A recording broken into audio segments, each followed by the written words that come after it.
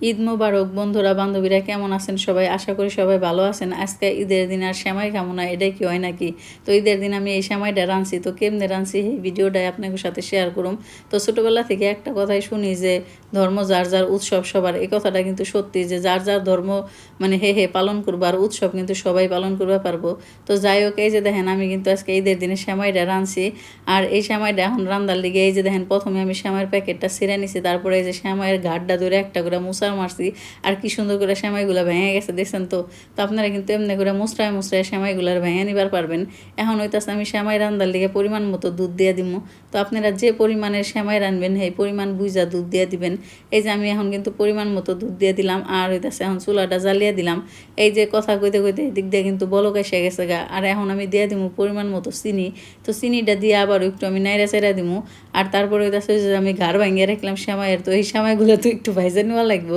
তো যাই হোক, এটা সেমাইটা ভাজার লিগে এই যে ঘাড় ভাঙ্গা সেমাইটারে ভাজার লিগে এই জায়গায় কিন্তু আমি একটু মানে সয়াবিন তেল দিয়ে দিছি। এখন সয়াবিন তেল দিয়ে যেমনি করে কিন্তু ভালো করে নাইড়া চাইড়া ভাইজা নিমো। তো আজকের ভিডিওটা যদি আপনাকে ভালো লাগে তাহলে কিন্তু অবশ্যই একটা লাইক দিবেন, কমেন্ট করবেন। আর টিকটক থেকে যারা আমার ভিডিওগুলো দেখেন তারা কিন্তু অবশ্যই ফলো দিবেন, কমেন্ট করবেন, কপি লিঙ্ক শেয়ার করবেন। যাই হোক, আজকের ভিডিওটা কিন্তু আশা করি আপনাদের কাছে খুবই খুবই খুবই ভালো লাগবো। তো এই যে দেখেন কথা কইতে কইতে এদিক দিয়ে কিন্তু আমার মানে সেমাইগুলো ভাইজানো হয়ে গেছে, এমনি লাল লাল করে ভাইজানো লাগবো।